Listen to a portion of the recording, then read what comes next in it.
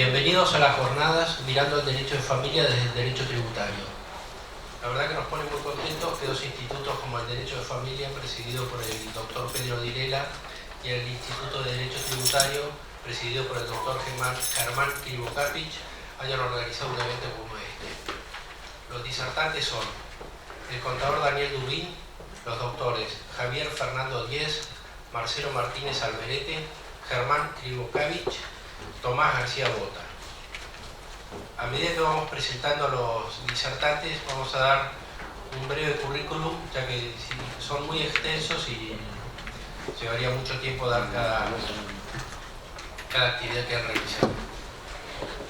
Va a comenzar la jornada el contador Daniel Dubín, dando impuestos a las ganancias vinculadas al derecho de familia. El doctor es especialista en derecho tributario, contador público de la Facultad de Ciencias Económicas de la UBA, especialista en Derecho Tributario, Facultad de Derecho y Ciencias Sociales, posgrado aprobado de Tributación y Derechos Humanos de la Facultad de Derecho de Salamanca, España. Ha realizado actividades en el sector público, como la Secretaría de Transportes de la Nación, entre el año 1994 y 1998. Ha sido delegado por Argentina en el subgrupo del trabajo número 5, Comisión de Asimetrías Tributarias Mercosur. Ha trabajado también en el Gobierno de la Ciudad Autónoma de Buenos Aires. Es profesor de grado y posgrado en diversas instituciones y disertante en diversas jornadas. Doctor. Antes que nada, ¿se escucha? ¿Sí? Bueno, buenas tardes. Gracias por la invitación. La verdad que me pareció muy interesante la propuesta de vincular cuestiones que a veces uno en la cotidianidad y en el ejercicio profesional. Ahora sí. En la cotidianidad y en el ejercicio profesional no profundiza. Y me pareció muy interesante, ya en el marco de la temática que vamos a abordar, era relacionar un poco las normas que en el Código Civil y Comercial, el nuevo Código Civil y Comercial, establecen o definen la relación de parentesco y las obligaciones de alimentar, la obligación de alimentar, con el correlato que podemos encontrar en las normas del impuesto a las ganancias. Porque claramente lo que nos impone el Código, o que lo que impone el Código a determinadas personas y en determinadas relaciones, son deberes para con otros, y a lo mejor esas obligaciones no están siendo debidamente contempladas desde el punto de vista del impuesto a la renta. Y cuando empezamos a analizar estas cuestiones de vinculación con el impuesto a la renta, vamos entendiendo que se le va imponiendo obligaciones a determinados sujetos, no se le permite el cómputo de determinadas deducciones y se termina afectando un principio, yo diría, pétreo y central en materia impositiva, que es el principio de capacidad contributiva. En la medida que yo imponga obligaciones, pero a su vez no permita deducirlo correlativamente de impuestos, en definitiva lo que hago es agravar por vía impositiva una imposición legal. Y de eso se trata lo que vamos a empezar a ver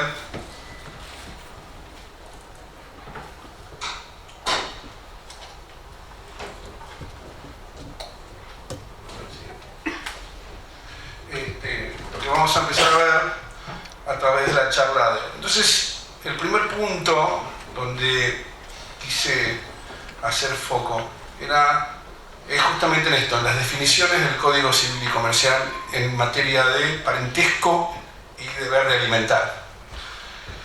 Y por otro lado, no voy a profundizar, no me voy a introducir de lleno en la familia como institución, porque lo vamos a ver en un rato en cabeza del doctor Martínez Alberti, pero entender que el modelo familiar ha mutado de modo tal que la realidad ha superado algunas cuestiones, pero que además el codificador ha receptado modernidades en materia de composición familiar en las que el legislador tributario ha quedado absolutamente atrasado. Vamos a ir viendo paso por paso.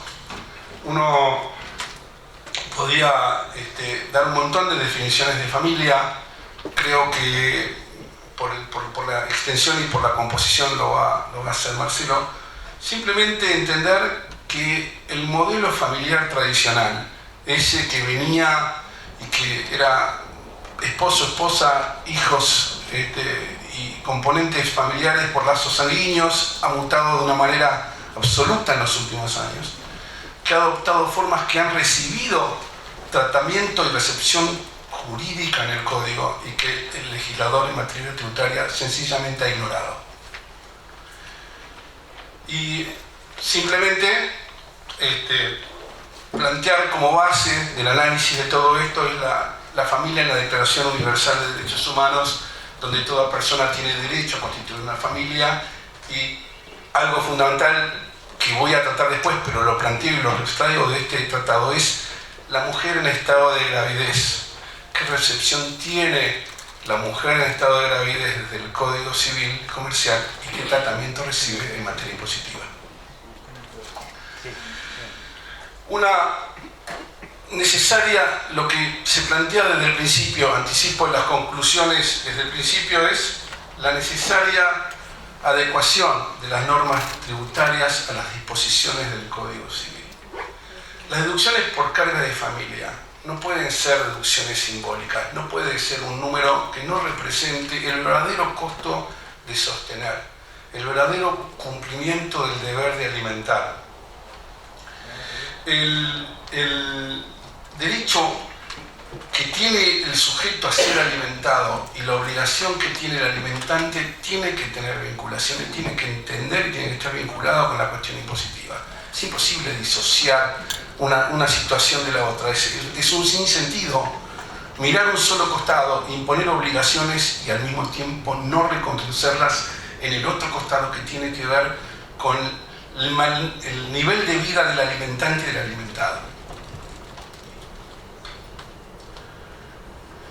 Y uno empieza, yo voy a empezar por una definición que es importante, que es qué dice el impuesto a la ganancia respecto a los gastos personales y de sustento del contribuyente. El artículo 88 de la ley de impuesto a la ganancia no admite la deducción los gastos personales y de sustento del contribuyente y su familia, salvo lo dispuesto en los artículos 22 y 23 y subsiguientes 24 y 25. Para ir anticipando, las deducciones que se contemplan en el artículo 22, 23, 24, 25 en un contexto general son las deducciones personales. Es decir, lo que dijo el legislador, por una cuestión evidentemente de practicidad y con algún choque muy fino de cerrar, tanto yo creo que todos los colegas, Fernando, Diez seguro y todos, Germán y todos recordamos al profesor Vicente Escardías que hablaba de la deducción de los gastos, la amortización de su intelecto, es decir, por un lado está vedada la deducción de los gastos personales, admitiéndose como deducción los gastos necesarios para obtener, mantener y conservar una renta gravada, y si no como, es imposible que pueda tener una renta gravada, y si no me curo y si no me educo, tampoco puedo obtener rentas grabadas. Pero bueno, esa línea fina entre los gastos de sustento personal y los que autorizan estos artículos, que son el mínimo no imponible y la deducción por cargas de familia, tienen que estar, vienen a reemplazar un monto fijo. El mínimo no imponible y la deducción por cargas son montos que el legislador presume son los que necesita un contribuyente para su sustento personal. Como no se puede controlar la verdadera vinculación de los gastos de sustento con el ejercicio de la actividad, simplemente se impugna o se prohíbe la deducción de los gastos reales personales del contribuyente y se los reemplaza por estos mínimos y cargas. Ahora, si voy a reemplazar los gastos reales de sustento de un contribuyente por un mínimo no imponible y por las cargas de familia, los montos, las personas y las condiciones tendrían que responder a un verdadero sustento. Y esto es una decisión de política tributaria que generalmente está mucho más vinculada con las necesidades de la hacienda pública que con la verdadera situación del contribuyente. Entonces se producen las desigualdades e inequidades que en poco tiempo voy a tratar de explicar. Hay 5 preguntas para hacerse. La primera pregunta es: ¿cuándo una persona es carga familiar? ¿Cuándo realmente una persona representa para el contribuyente una carga de familia. La segunda pregunta que me voy a hacer y voy a intentar responder es: ¿cuánto tendría que deducirse por persona y por carga? Después, en un contexto de vida cambiante, en un contexto de inflación, en un contexto de necesidades cambiantes, porque pensar que, como lo voy a ver un poquito más adelante, que simplemente reexpresar por inflación un monto permite sostener un nivel de vida, es no ver que la vida tiene un dinamismo tal que los gastos que uno pueda considerar necesarios también mutan, y mutan en calidad, en cantidad o en costo, y entonces tampoco simplemente un gasto reexpresado o un monto reexpresado podría cubrir todas las necesidades. El cuarto punto es hasta qué edad hay que o podría admitirse la deducción de una carga de familia. ¿Cuál es el tope verdadero? ¿Cuál es la edad para que una persona se carga? Y el quinto punto es: ¿quién en un contexto familiar puede deducir cargas de familia? Vamos a empezar por la primera pregunta, y es el concepto de cuándo una persona constituye una carga de familia. No, ¿qué dice? Y acá, claramente, para relacionarlo con el derecho de familia, lo primero que se me ocurrió que tenía que hacer era ir al Código Civil y Comercial y ver cuáles son las relaciones de parentesco y cuáles son los deberes de alimentación. ¿Por qué? Porque mirado desde el lado de la legislación, desde el costado del impuesto a las ganancias, teniendo en cuenta la necesidad de control que tiene la administración fiscal, bueno, una definición muy abierta en cuanto a quienes podrían ser cargas de familia en materia tributaria podría traer, de hecho traería, problemas de fiscalización y de control, porque evidentemente no somos, en general el contribuyente no es afecto a no buscar alguna salida que le permita considerar carga de familia si es que la ley de alguna manera lo abre. Por otro lado, una definición muy acotada y muy taxativa puede incurrir en serias desigualdades, puede dejar fuera de la posibilidad de deducción a un montón de cargas y generar desigualdades reales, aunque el marco de la relación mirado desde el costado jurídico no sea igual, pero la situación en sí sea la misma. Y entonces hay que mirar un poco que no sea tan taxativa para que no quede fuera no queden afuera un montón de situaciones no contempladas o no permitidas.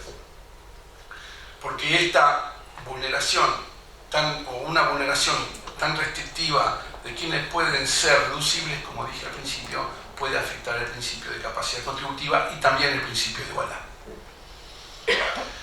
Bueno, ¿cuáles son las condiciones que exige la ley de impuesto a las ganancias para que sea deducible? En primer lugar, que exista parentesco. Tiene que ver el vínculo parental, el vínculo parentesco que es basado en las disposiciones del Código Civil y Comercial, pero que desde el punto de vista del impuesto a ganancias está sumamente acotado.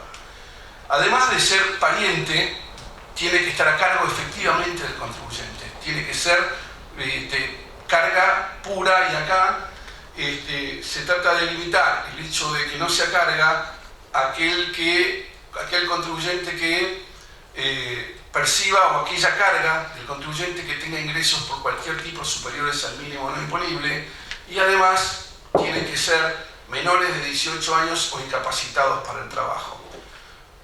Hago la salvedad, parece poco apropiado igualar una incapacidad laboral con una edad. Me parece que eso habría que haberlo separado, porque además definir el concepto de incapacidad para el trabajo me parece que es muy subjetivo. ¿Qué dice el artículo 529 del Código Civil y Comercial? El parentesco es el vínculo jurídico existente entre personas en razón de la naturaleza, las técnicas de reproducción humana asistida, la adopción y la afinidad.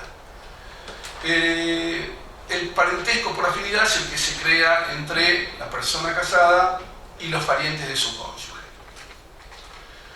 Y se deben alimentos, en orden de prelación, en primer lugar los ascendientes y descendientes, entre ellos están obligados preferentemente los más próximos en grado, teniendo en cuenta, esto lo sabemos bien, el nivel de cercanía entre la persona y el que pretende deducir, y los hermanos bilaterales o unilaterales, tratándose de hermanos bilaterales, hermanos que tienen identidad de padre y madre, y unilaterales aquellos que tienen uno de los padres. Pero en cualquiera de estos casos, los alimentos son debidos por aquel que esté en mejores condiciones. Y digo son debidos, hay deber de alimentar. En el caso de que la persona, obviamente, esté necesitada de recibir alimentos. Si hay, está en primer lugar el más cercano, pero si hay distintas personas en igualdad de hacerlo, podrá fijarse cuotas, lo podrá hacer el juez, etc. Pero, además, también cabe definir qué queda incluido dentro de la prestación alimentaria, no solamente darle de comer, tiene que darle todo lo que tenga que ver con la subsistencia, habitación, educación, salud, es decir, el contexto completo de permitir una vida. Yo lo llamaría que la prestación alimentaria debería cubrir algo que en la moderna doctrina europea, se llama la cobertura de los gastos inevitables. Hay gastos que una persona no puede dejar de incurrir, no puede dejar de comer, no se puede dejar de vestir, no debería poder dejar de educarse y se tiene que curar. Es decir, toda la deducción que debería contemplar el legislador en materia impositiva, obligado por las disposiciones alimentarias del Código Civil y Comercial, sería un monto tal que cubra todo esto. ¿Qué admite la ley de ganancias? Hasta la reforma de la 27346, allá por el año 2017, se permitía una serie más, había ascendientes, descendientes, había una posibilidad mayor de deducir cargas de familia. Por razones seguramente recaudatorias, no encuentro otra explicación. La deducción de cargas de familia quedó limitada únicamente a cónyuges, hijos, hijas, hijastros, hijastras. Nada más. Que tienen que ser residentes en el país y entender por residencia una residencia en el año mayor a 6 meses. No tienen que tener ingresos superiores al mínimo no imponible. Tienen que estar a cargo del contribuyente y deben ser menores de 18 años o incapacitados para el trabajo. Hago una previa salvedad, a mí me resulta muy cómico, a veces yo no sé si es cómico o tragicómico, escuchar en los medios los mínimos no imponibles que van a gozar el trabajador casado con 2 hijos. Entonces, pareciera que todos los trabajadores casados con 2 hijos tienen derecho a un mínimo, además tienen que ser trabajador en relación de dependencia o trabajador autónomo, no sé condiciones, pero como yo me circunscribo a las cargas de familia y a la subsistencia, hay que tener bien en claro que el cónyuge o los hijos son deducibles si no ganan más del mínimo no imponible por año, que en el año 2018, si no recuerdo mal, después lo voy a mirar, estuvo en el orden de los 69 pesos. O sea que estamos hablando de que puedo deducir un cónyuge si gana menos de 5.000 pesos por mes, a valores del 2018. Si no, toda esa estructura de cónyuge casado no es aplicable. Fíjense, solo a modo de ejemplo, esta estructura de deducción, esta definición tan acotada de cuáles son las cargas de familia, deja fuera, por ejemplo, alguna de estas que tendrían obligación alimentaria por el Código Civil, pero que no admite la deducción. Por ejemplo, hermanos entre hermanos, nietos con abuelos, hijos con padres, porque permite la deducción de hijos, pero el hijo no le permite la deducción del padre. Y ni hablar de las relaciones familiares que podrían generarse, y es cierto que trae cierta complejidad la fiscalización de esto, pero a uno se le ocurre, con historias que uno conoce, de carga de familia por afinidad, gente que ha convivido y ha cuidado a los padres de uno muchos años y que cuando quedan mayores ya no tienen sustento y que quedan a cargo de un hijo, quedan a cargo de un hijo, ya no puedo deducir al padre, ya no puedo deducir al abuelo, menos puedo deducir a quien a lo mejor se hizo cargo del cuidado de los padres durante un tiempo y que queda a cargo de uno, por una cuestión de afinidad. Es cierto que trae problemas de fiscalización, pero la realidad impone cuestiones que no pueden ser tan rígidas como las que mencioné. Y hoy por hoy estamos hablando de cónyuges e hijos, o hijastros.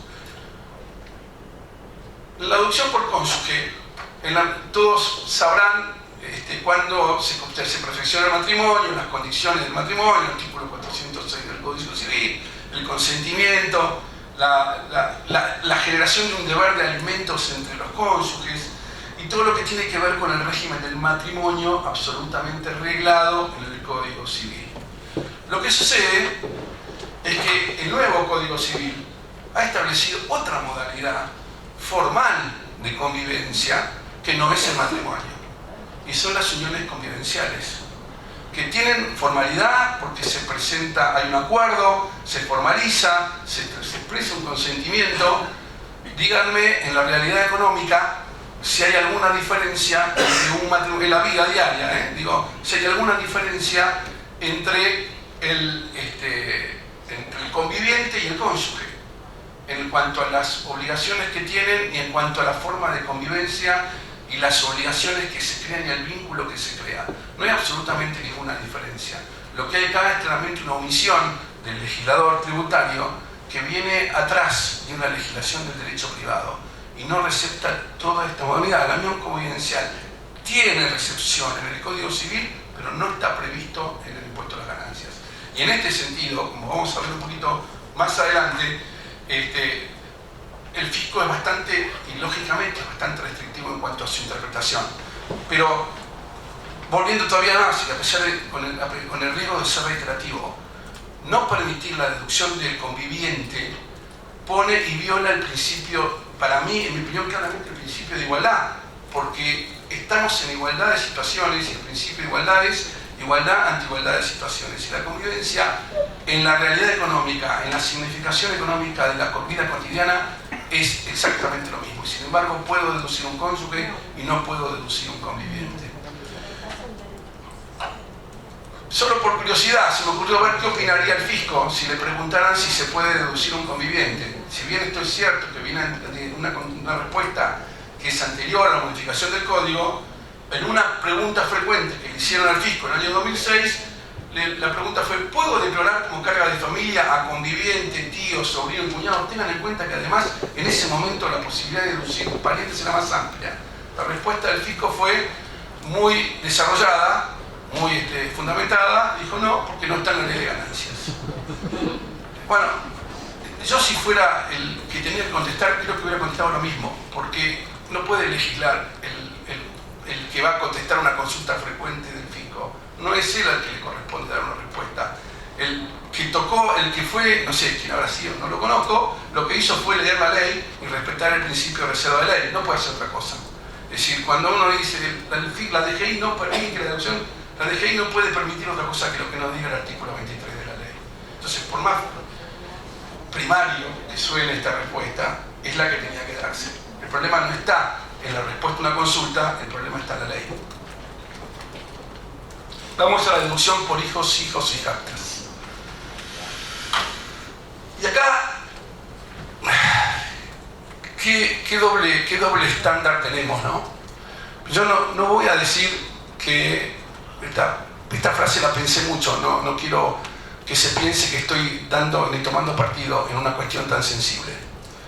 Pero hay un doble estándar clarísimo, porque está claro que quien legisló, y hay dos reformas tributarias, una en el 17 y la última de la 27430 en el 2017, cuando la cuestión del aborto, de penalización del aborto estaba ya en vigencia y la defensa de las dos vidas era una cuestión que estaba en discusión y que de hecho el Congreso rechazó. Para el Código Civil y Comercial, la persona humana, la vida empieza con la concepción. Ya hay persona. Y si hay persona desde la concepción, ¿por qué razón la deducción por hijo de carga de familia opera desde el nacimiento? ¿No? O sea, no puedo decir, no los conozco, que el legislador tributario use el pañuelo verde, no me interesa, pero no está usando el celeste, digamos, porque no está tomando la concepción de la doble vida, de la vida de la concepción. Es un doble estándar. Es decir, evidentemente el mensaje es contradictorio. Si la persona para el Código Civil existe desde la concepción, la deducción tendría que estar durante el periodo de gestación. Y no... Está condicionado al nacimiento con vida. ¿Cómo? Está condicionado a que nazca con vida. Pero durante el periodo de gestación, la madre que está gestando también requiere un cuidado especial del chico. La mujer embarazada, la mujer, sí. Claro. Pero bueno, pero tiene que ver con la concepción de vida también. Porque si la persona humana existe desde la concepción, ¿por qué no tengo el correlato en la norma tributaria? No, digo, sin tomar partido, no pretendo hacer esta discusión que es tan sensible.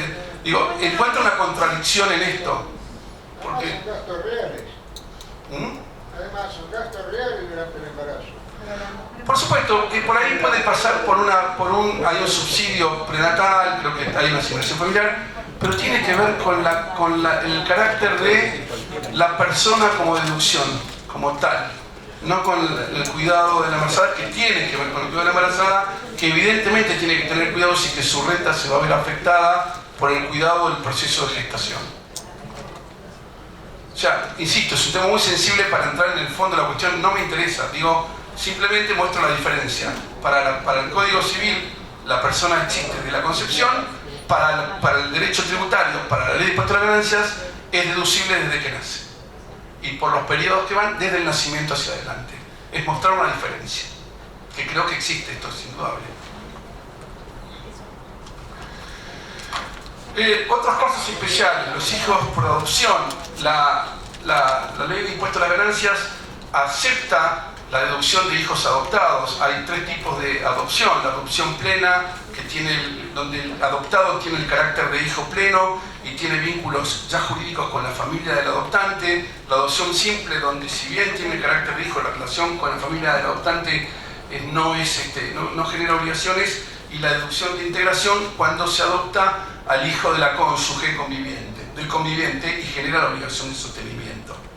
El problema es, no está vedado para la ley de impuesto a las ganancias la deducción del hijo adoptado. El problema es a partir de cuándo. Y acá, buscando, porque la ley no lo dice, buscando antecedentes, encontré un dictamen del fisco del año 2000, donde como hay en la etapa de adopción está primero la guarda con fines de adopción, después el inicio del proceso de adopción y por último la sentencia del juez otorgando la adopción plena o la adopción que corresponda sobre el chico, el fisco dijo: es deducible desde el momento de la sentencia del juez otorgando la adopción. Si esa sentencia es retroactiva, entonces habrá que ir retroactivamente hacia atrás, lo que generaría la obligación de rectificar la declaración jurada del adoptante, reconociendo la deducción por hijo con los inconvenientes que trae y los tiempos que lleva una repetición y una solicitud de devolución de fondos en Argentina, digamos, ¿no? Pero bueno, pero esto es una opinión del fisco. La ley no tiene una norma clara que diga a partir de cuándo un chico adoptado es deducible. El fisco interpretó que es a partir de la sentencia de adopción. Es quizás discutible. Bueno, también quise ver un poco el tratamiento de los chicos, de los menores cuando hay una tutela judicial. ¿Qué pasa desde el punto de vista del impuesto a las ganancias cuando existe tutela? Que tiene que ver como concepto, porque este artículo 104 está extraído del Código Civil y Comercial. La tutela está destinada a brindar protección a la persona y bienes de un niño adolescente que no ha alcanzado la plenitud de capacidad civil cuando no haya persona que ejerza la responsabilidad parental. Esto quiere decir que quien lo vaya a tutelar está ejerciendo la responsabilidad parental. Entonces, ¿qué pasa en el impuesto a las ganancias? Porque el que tiene la tutela del chico tiene obligación de darle educación y alimentos en las mismas condiciones que tendría con un hijo.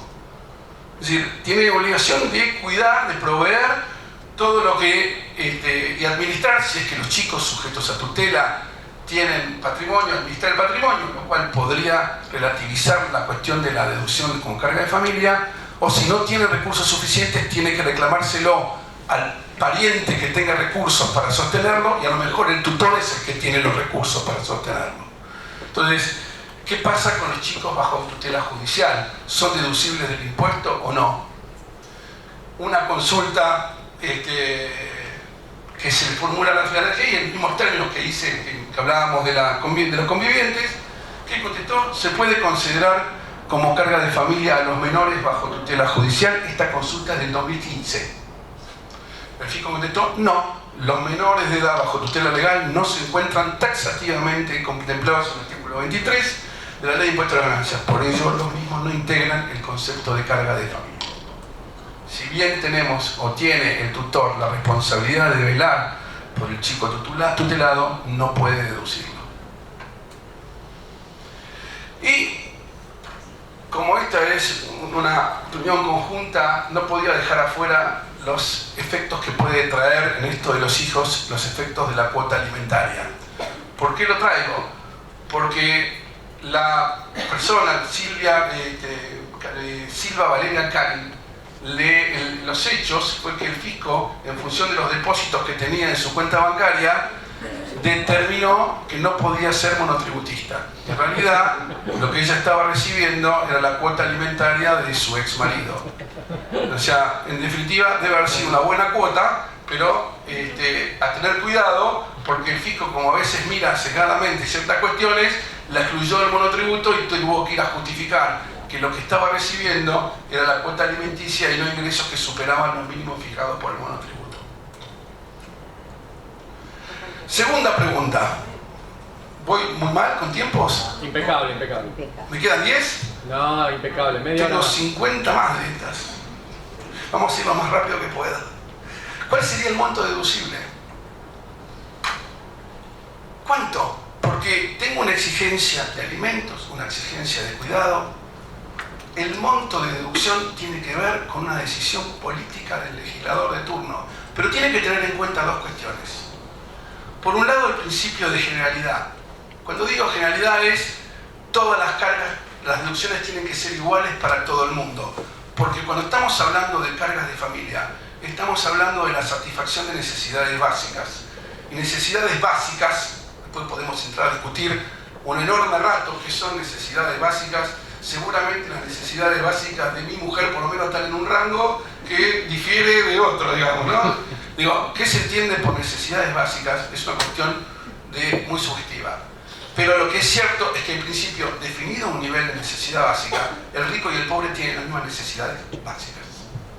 Entonces, el principio de generalidad dice que el monto tiene que ser igual para todo el mundo. Los que peinamos canas, vamos a recordar una tablita de Machinea en el año 2000, ha sido 99-2000, donde a medida que la gente ganaba más, en forma inversamente proporcional se le reducía la posibilidad de deducción por carga de familia. Entonces, lo cual generó una situación de gran inequidad, porque ganando más o ganando menos, las necesidades básicas son iguales.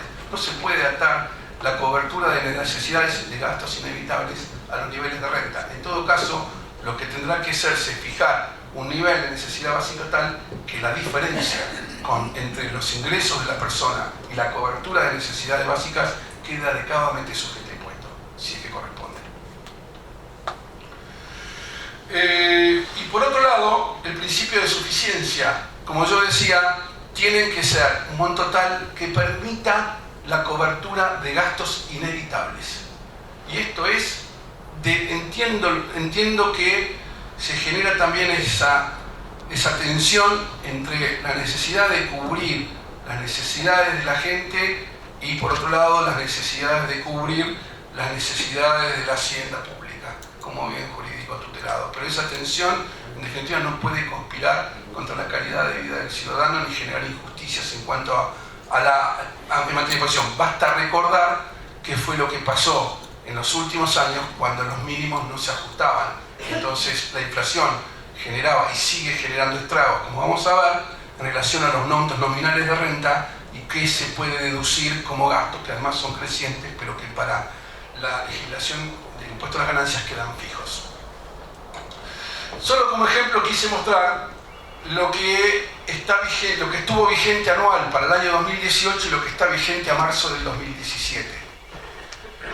En definitiva, para el legislador, sostener una cónyuge que no trabaja, porque insisto, una cónyuge que gana menos de 7.000 pesos por mes, porque para que yo la pueda deducir tiene que ganar menos de 7.000 pesos por mes.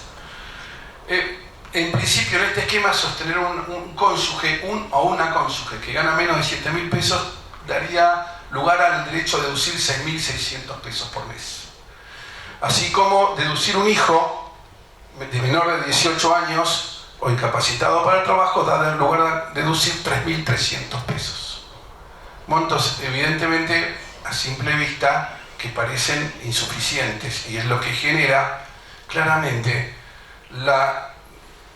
el cuestionamiento de la razonabilidad del impuesto a la renta como impuesto central progresivo y necesario en forma absoluta en cualquier sistema tributario.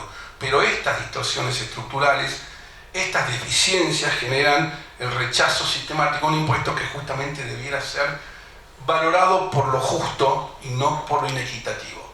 Pero lo genera esto. Y puse el personal doméstico porque en estas nuevas modalidades parentales, en estas nuevas modalidades de familia, donde aparece con mayor frecuencia la existencia de familias monoparentales, la necesidad de contar con personal de ayuda que permita a las personas salir a trabajar se torna indispensable. El tema es que permiten una deducción de 7.000 pesos mensuales que no llega a cubrir ningún sueldo básico de ninguna persona que pueda cubrir el tiempo que cualquier persona que tenga que trabajar deba permanecer fuera de su casa y tenga que cuidar a sus chicos cuando no está. Claramente es discriminatorio y evidentemente en el caso de familias monoparentales lo que marca si uno lee hay mucha doctrina americana sobre el tema, muy interesante porque midiéndolo estadísticamente, solo estadísticamente se habla de una gran preeminencia de familias monoparentales donde los chicos viven con la mujer y entonces en la medida en que no haya una verdadera deducción sobre los sueldos, y yo creo que esto es general, se conspira contra el verdadero ingreso y se discrimina entre el monoparental y quien puede quedarse en su casa y sostener a sus hijos. Porque tener que pagar un sueldo personal doméstico superior a la deducción, lo único que hace es reducir la renta, claramente. Por otro lado, hay algunas otras deducciones adicionales a los mínimos que tienen que ver con el cuidado de la salud, que son los aportes a obras sociales, los aportes a seguros médicos privados con algún tope y el pago de gastos médicos y algún tipo de auxiliares de la medicina que permiten alguna deducción adicional, lo cual podríamos decir que de alguna manera los gastos médicos estarían fuera del radar del mínimo no imponible más cargas porque tienen una deducción aparte. Entonces dije, ¿es suficiente? Entonces, ¿qué hice? Comparé con una información del INDEC al mes de enero, donde regían estos mínimos. El límite de indigencia, para no caer en la indigencia según el INDEC, y ojo que yo estoy tomando acá solo mínimo y cargas de familia, no estoy considerando las deducciones especiales para quien trabaja, porque considero una promoción para el trabajador, no una deducción por carga de familia. Entonces, para no caer en la indigencia, una familia necesitaba 10.577 pesos para no ser indigente. Para no caer por debajo de la línea de pobreza, necesitaba 26.442 pesos en enero. En enero, y al igual que ahora, el monto deducible para una familia por mínimo no imponible para una persona casada y con 2 hijos es de 20.000 pesos. Con lo cual, el mínimo para una persona casada, no digo trabajador, porque si trabaja tiene otras cargas, tiene otras deducciones, pero una persona que tiene rentas que no se ven beneficiadas por la deducción especial, el mínimo no imponible más cónyuge más 2 hijos está entre la línea de indigencia y la línea de pobreza. Claramente no cumple, porque si yo no puedo cumplir obligaciones alimentarias porque estoy en un mínimo que puedo decir que está por debajo de la línea de pobreza, estamos en problemas, ¿no? Muy bien. Hasta hace un par de años atrás, hasta la 27.430, los montos por deducciones no eran deducibles, no eran actualizables, ¿no? Habían quedado congelados a valores históricos. Esto se fue modificando con el tiempo, incluso una situación un poco curiosa cuando modificaron los mínimos por vía de la ley de presupuesto, que después al año quedó sin vigencia y hubo que modificar o sostener mínimos por vía de instrucciones generales de la FIP. El mecanismo que utiliza hoy, el que el legislador ha utilizado y ha aplicado para la actualización de estos montos es un índice que tiene el promedio de los trabajadores estables, un índice de revolución de crecimiento que va de octubre a octubre y rige para todo el año siguiente. Para que ustedes se den una idea, hoy está rigiendo un RIPTE del 28,29% definido al mes de octubre del 2018. El mismo periodo, si lo mido por el índice de precios al consumidor, fue del 45,77%. Y el índice de precios al mayorista a nivel general fue casi el 74%. Con lo cual, el índice de actualización que se está usando para cubrir las deducciones por carga de familias genera cada vez más inequidad, porque además a esto se le sigue acumulando una inflación que no cede y cada vez la brecha entre el ajuste de las cargas y lo que cuesta vivir es mayor, con lo cual podemos decir que el índice aplicado es insuficiente. Definición de la edad tope para la deducción. Bueno, la regla general ya lo habíamos dicho, los progenitores tienen la obligación de cuidar y criar a los hijos, y en el marco de los del artículo 658 y 659, el Código Civil y Comercial de la Nación fija la mayoría de edad en los 21 años. Creo que si el chico estudia además es hasta los 25. En una sociedad donde cada vez es más difícil insertarse laboralmente, donde cada vez es más difícil que un chico pueda estudiar y trabajar, donde cada vez es más difícil y donde hasta la Organización Mundial de la Salud ha fijado la adolescencia más allá de los 25 años, el legislador argentino ha decidido considerar y apartarse del Código Civil y considerar que un chico es deducible hasta los 18 años. Con lo cual, claramente un chico de entre 18, 21, 25 años quizás deba salir a trabajar, pero en la mayoría de los casos, o muchos casos, todavía dependen de los padres. No van a poder ser deducidos por tope de edad. Sí, tampoco dejar de mencionar que entre ciertas edades, en esta modernidad, no sería raro que alguno de los hijos decida tener algún tipo de convivencia, de una unión convivencial de hecho, en casa. Entonces, en vez de perder un hijo, nos ganamos un hijo o una hija, nadie deducible y tienen que comer todos, digamos. Encima no nos podemos deducir, pero nos da una alegría bárbara, porque si viene el muchacho podemos jugar a la play en el living o jugar juntos en un partido de fútbol, depende, pero deducirnos no podemos. Estamos muy alejados de una realidad evidente. ¿Quién deduce? Hasta la reforma de la 27436 en el año 2017 podían deducir los dos padres a los hijos, con esto de la obligación alimentaria compartida. Porque podían deducir los parientes más cercanos. ¿Qué hicieron con la modificación de la ley 27436? Dijeron, puede deducir el pariente más cercano. Con lo cual, ahora puede deducir uno solo de los dos. Y con la celeridad que nos caracteriza, a mediados del 2018 reglamentamos una norma del año 2017 a través de la resolución 4003 de la FIP, y establecimos retroactivamente el ajuste de la deducción por uno solo de los cónyuges, o el 50% cada uno, teniendo en cuenta las obligaciones alimentarias que fija el Código Civil y Comercial de la Nación. Claramente se redujo además la deducción a la mitad, porque antes deducían los dos y ahora deduce uno solo. ¿Quién es el más cercano? Evidentemente los dos son cercanos, deducirá el que resulte fiscalmente más conveniente, o mitad cada uno. Conclusiones, final. A todas las preguntas, voy tachando todas, una por una. Cuando defino cuándo una persona es carga de familia, queda claro que existe una gran separación entre lo que dispone el Código Civil y Comercial y lo que toma el legislador en materia tributaria. Debe reverse esto, hablamos desde la deducción durante la concepción, hablamos de la unión convivencial. Se están violando los principios de capacidad contributiva y los principios de igualdad. El principio de igualdad, claramente, que además ya no quise entrar porque no iba a terminar más y me iban a matar todos, pero tenemos un fallo reciente vinculado con la gravabilidad de las jubilaciones, los jubilados, hablando de la vulnerabilidad de ciertos sectores. Bueno, si tenemos vulnerabilidad, evidentemente los menores de edad están en un estado de vulnerabilidad, por lo menos manifiesta en cuanto a la necesidad de poder reducirlo y darle las mejores condiciones de vida. Estamos muy separados de esto. ¿Cuál es el monto deducible? Claramente el legislador de ganancias no cumple con la exigencia que impone el Código del deber de alimentar adecuadamente un chico, porque los mínimos que permite deducir no cubren los gastos que el cuidado de un chico requiere, o de un cónyuge, o de una familia. Estamos apartados.